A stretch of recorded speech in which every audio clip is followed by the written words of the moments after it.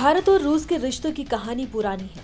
विश्व राजनीति की उठापटक में भी जिस दोस्ती ने कभी डगमगाने नहीं दिया, और इस दोस्ती का एक और मजबूत अध्याय जुड़ा राष्ट्रपति पुतिन के भारत दौरे से है। कैमरा धीरे धीरे दिल्ली की सुबह पर फोकस करता है। राजघाट में महात्मा गांधी की समाधि पर पहुंचते हुए पुतिन मौन, संयम और सम्मान के बीच खड़ा एक विश्व नेता। उनके कदमों में सिर्फ कूटनीति नहीं, बल्कि उस आध्यात्मिक जुड़ाव की लय भी थी जो गांधी और लियो टॉल्स्टॉय की वैचारिक विरासत में जुड़ती है।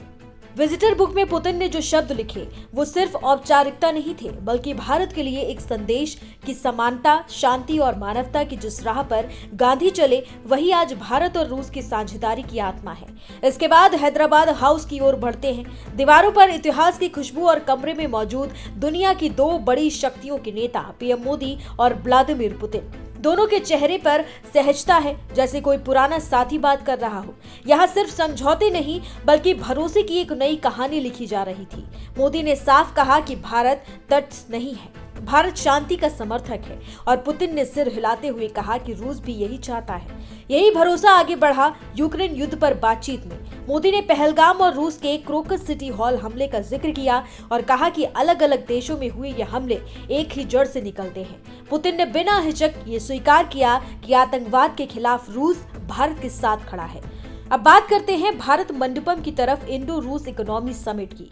यहाँ पुतिन ने कहा कि पिछले 3 सालों में भारत रूस ट्रेड में 80% का उछाल आया है और 2025 में यह आंकड़ा $64 बिलियन तक जाएगा। मोदी ने भी कहा कि साझेदारी की नींव भरोसे पर होती है और यह भरोसा भारत रूस संबंधों की सबसे बड़ी ताकत है, और इसके बाद एक एक कर समझौतों की सूची खुलने लगती है। रूस में भारतीय कंपनियों द्वारा यूरिया प्लांट, खाद्य सुरक्षा नियमों पर भारत की FSSAI और रूस की एजेंसी के बीच MOU, मेडिकल रिसर्च और हेल्थ सर्विस के लिए नई साझेदारियां, बंदरगाह, शिपिंग और औद्योगिक सहयोग पर हस्ताक्षर और माइग्रेशन प्रक्रियाओं को आसान बनाने के समझौते पर हर MOU इस दोस्ती को आने वाले दशकों के लिए और मजबूत करता दिखा। फिर सबसे भावुक पल आया जब प्रधानमंत्री मोदी ने राष्ट्रपति पुतिन को रूसी भाषा में लिखी भगवत गीता उपहार दी।